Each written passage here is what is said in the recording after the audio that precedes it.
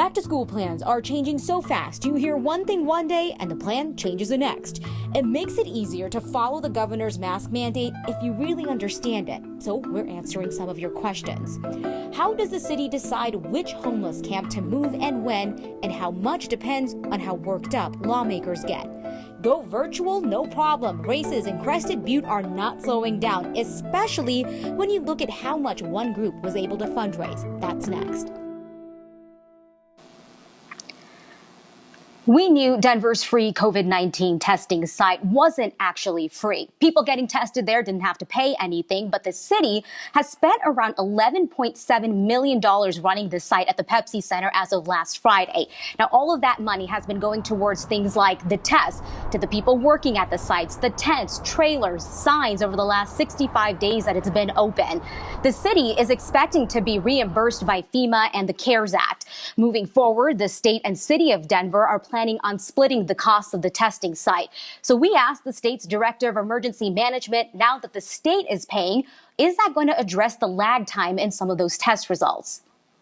We are looking at the contract with LabCorp, and certainly one of the things that's most important to us in that contract is getting a turnaround time that is better and more suitable than the one we have now. Willis said the time between taking the test and the results is based on the lab's capacity and ability to process those tests. This contract that we just mentioned does not add capacity for LabCorp. Colorado's processed more than 11,900 COVID-19 tests yesterday. The 7-day moving average for the state is now more than 11,800. Our positivity rate seems to be trending down slightly. The 7-day average is at 4.3%, which is down from where it was a week ago. 244 patients are in Colorado hospitals with COVID-19. We've been kind of hovering around that number for several days now. The 7-day moving average is right around 245, which is down from a week ago. 31 patients have been discharged or transferred in the last 24 hours. Colorado added 482 new cases yesterday, but the trend over the last 7 days has been around 585 a day, so that is up from about 506 a week ago. Back to school plans always came with the caveat, right, that the plans could change based off of what's happening with COVID-19. And now we're keeping tabs on changes from day to day, like at Denver Public Schools. A day after talking to us about those back to school plans, Denver Public Schools is now saying kids are going to be learning remotely through the first quarter of the upcoming school year. Our Nelson Garcia had a one-on-one with the superintendent yesterday. They discussed a whole bunch of things about the restart, including the logistics of a return to in-person learning and how the district can do remote learning the right way. We don't know how long the plan to extend remote learning has been in the works, but it's safe to assume the superintendent knew that this was a real possibility when she sat down with us yesterday. She told Nelson then that the district might consider extending it beyond the first 2 weeks if necessary. So students will not be going back to in-person classes until October 16th. That is the earliest. The Denver Classroom Teachers Association was very happy about this decision, saying it's important to prioritize people's lives and focus on quality instruction versus scrambling to get school back open for kids. The city calls them cleanup. Those who don't get paid with taxpayer dollars call them sweeps. Whatever you call them, the area in front of the state capitol is now cleared and Lincoln Park is off limits. Our Marshall Zellinger went to find out if any encampment was getting cleared out today and why the city chose the most visible one and not the one that's been camping the longest. It's up and out across from the state capitol. The fencing is back up. The campers are back out. It just got to the point where I wasn't comfortable allowing it to continue anymore. And I would say that this is more severe than what we saw the last time we closed it. The city cleared the same area 6 months ago and deemed it a public health hazard because of rats, feces, drugs, and trash. Similar reasons given today by the director of the Denver Department of Public Health and Environment. I think it's the magnitude of what we are seeing in the park, just the disposed needle paraphernalia, the various types of waste, trash. We just can't let it continue the way it was. Since campers started pitching tents in very visible areas of Denver a few months ago, the one between the Capitol and Denver's City and County building is not the one where people have been staying the longest. That's a few blocks east, around Maury Middle School in Capitol Hill. The longevity of the encampment is not what dictates what comes first. It's based on a number of things that we are seeing within the encampment. This was a decision by Bob McDonald, Denver Department of Public Health and Environment, not a decision by Denver Mayor Michael Hancock, Colorado Governor Jared Polis. Absolutely not. You know, I've gotten that question throughout the morning, and let's be clear on this. You know, the authority and the decision lays in this office. It's a decision that I make. The mayor did not direct me to do this, to make this decision. And to be quite honest with you, I haven't had a conversation with the mayor directly about the park. Do you believe there's a public health and safety issue at Maury? Yeah, I believe it's getting to that point where we might see similar action here very soon. I'm not saying it doesn't exist now. We're going to go and take a look at that next, and we're going to do an assessment there. And it could be to that point. Denver's safety manager also alluded to Maury Middle School's encampment likely being addressed soon. I was talking with members of the Denver Department of Public Health and Environment today, Anusha, about if you're serious about keeping areas clear, why do you let them get like they are for so long? And I'm told because it has to be from a public health standpoint. There's nothing illegal about necessarily hanging out there. But until it becomes an issue of sanitation, cleanliness, that's when the city can step in and say, you have to leave now. All right. Very important perspective. Thank you for that, Marshall. Appreciate it. Your generosity week in and week out continues to floor us. Last week, you guys helped raise $20,000 for a nonprofit, A Struggle of Love. Even at times when the link wasn't working, you mailed in checks, you offered to volunteer, and the nonprofit wants to say thank you. And today, we can all keep this wave of giving going. The pandemic has created a surge in volunteerism in Colorado, people stepping forward to help out their neighbors. Hundreds of people have offered to help a group that assists older Coloradans with all their daily needs. They're in the Denver area as well as northern Colorado and in the Roaring Fork Valley. The word of thanks that comes to mind when I think of the nonprofit A Little Help is connection. Because A Little Help offers that connection between about 1,000 older adults and 2,000 volunteers who are willing to get their groceries or pick up their medicine or drive them to a doctor's appointment, help with the yard work, something around the house.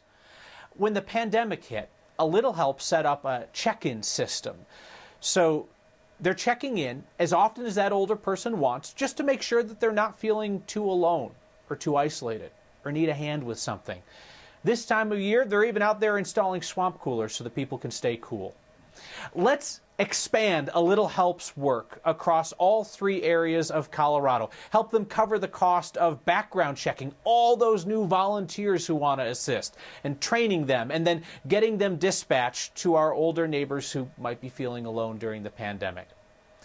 Here's the deal. You know how this works. If you're in for $5, you're in for $5, you're in for $5, I will match the first 50 $5 donations. If you text the word thanks to 303-871-1491, we'll send you that link to donate. You can always find it on our social media accounts as well. A Little Help is about connecting thousands of Coloradans who want to be of assistance with somebody who doesn't have a person close by that they can count on, that they can call on for anything. Please consider joining me in helping them build on the great work they do. Should I wear it at the gym? Should I wear it on the bus? How do I follow the governor's mask mandate so other people don't make a fuss? That's today's next question. We're all learning to adapt this summer, and this is just one of the ways we're doing it. Sure, we can hold a race in the middle of a pandemic. We have the technology. No, really, we have the technology. So lace up those shoes and get to the starting line next.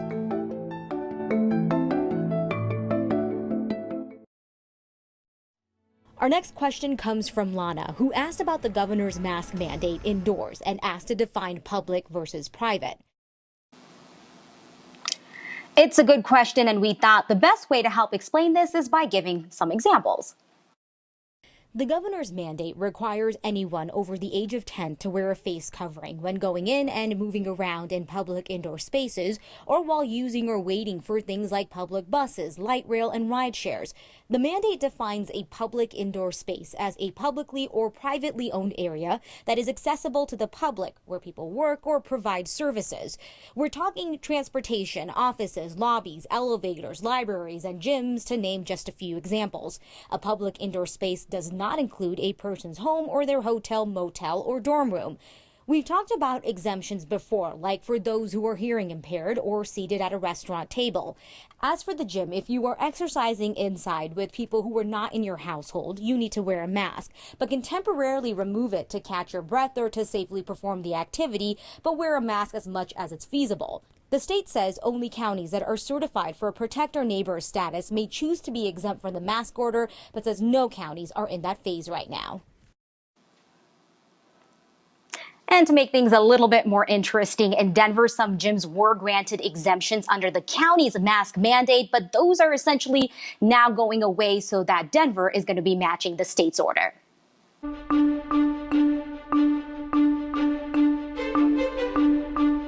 Sunny, windy, and warmer today with downtown highs in the low to mid 90s. We'll be cooler tomorrow. Temperatures today way above average on the eastern plains, but it is on the eastern plains that we're tracking some of the strongest thunderstorms tonight, moving from the northwest to the southeast into a severe thunderstorm watch area extended out until 9 o'clock.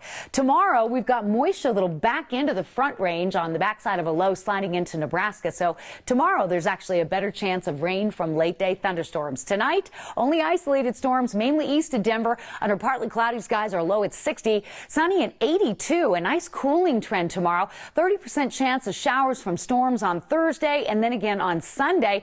But notice the weekend highs staying in the 80s. We get back to the 90s the first part of next week.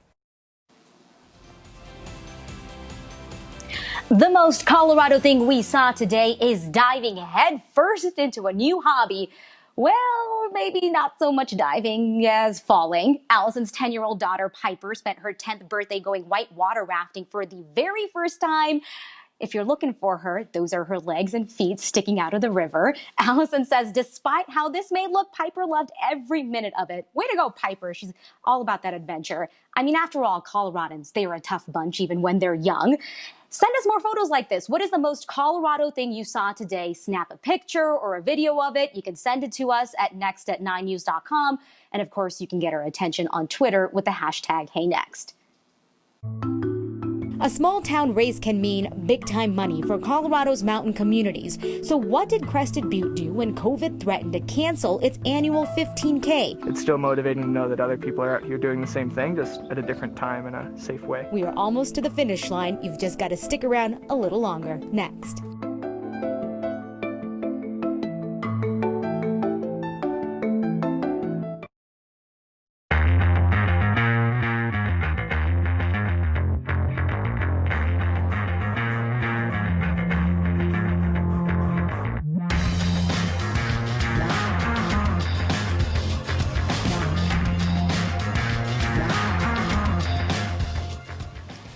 Gunnison County is seeing a record number of campers this year, but unfortunately, it's not all good news because a lot of the events that the towns were relying on for money, they're being canceled because of the pandemic. But one company in Crested Butte found a way to keep the annual race there going, and not only that, they're staying competitive. Here's Katie Eastman. Consistency is key for any runner. And this year has been anything but. Very little. Very little consistency, but... But Cam Smith kept running to prepare for the 15K Grin and Bear It race. It's been going on for 30 years in Crested Butte to raise money for the Nordic Center. The race director thought the streak would end this year. To put the event on hiatus for a year would have been a real bummer. Andrew Orell has heard of the other virtual races. People are doing virtual races on their treadmill even, I think. So that wasn't going to fly. Down the street from the Nordic Center is a man who also isn't a fan of treadmills. They found me on the internet. They didn't know we were here. Derek Narenberg is the CEO of TerraQuest, a trail navigation app. His company created a way for runners to race on the actual course and stay competitive. I think it's going great. The app includes turn-by-turn directions and even marks the halfway point where runners tap the ponderosa pine and turn around. Yeah, I'll just kind of tap it with one finger instead of like put both hands on it. Although Cam is the only racer at the starting line, he knows the times to beat from the leaderboard online. So far, the race is on track to raise the same amount of money for the Nordic Center as they have in the past. I think we'll continue to think about hosting virtual competitions even beyond the COVID times. This race might be virtual, but Cam Smith's speed is real. He finished with a time just short of the course record. It's fun. Good day. A twist on the world of racing, but the competition stays consistent. For Next, I'm Katie Eastman. So with that said, other businesses are still struggling right now. Sales tax from bars and restaurants down 12% compared to this time last year in the area. Mountain towns are also seeing things change a little bit. They're seeing fewer people stay in hotels and opting to stay in cabins and go camping instead. Well, today you can help older Coloradans get the assistance they need just $5 at a time. More on this week's Giving campaign and your feedback next.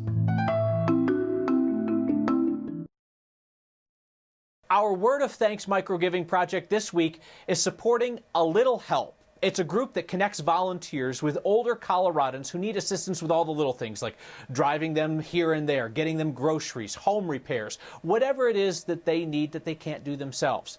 A Little Help background checks all those volunteers, matches up the volunteer skills with the location of the older adults who need the help, and then the relationships that form as a result are incredible.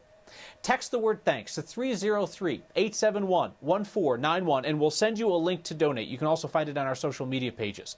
I always ask you to consider giving $5, and I always personally match the first 50 $5 contributions. They do great work in the Denver area, northern Colorado, and the Roaring Fork Valley. Let's help A Little Help do even more. Thank you. So Andrea wrote in saying, I am more than happy to help this organization. Thank you for bringing them to the forefront. Karen wrote in, once again, I am delighted that Next is helping me feel useful from my desk, sofa, etc. during this time. I know a lot of us are trying to find ways to just help one another. And really the thank you is to all of you who have been routinely so generous and being able to donate all of this money. The community is feeling that love.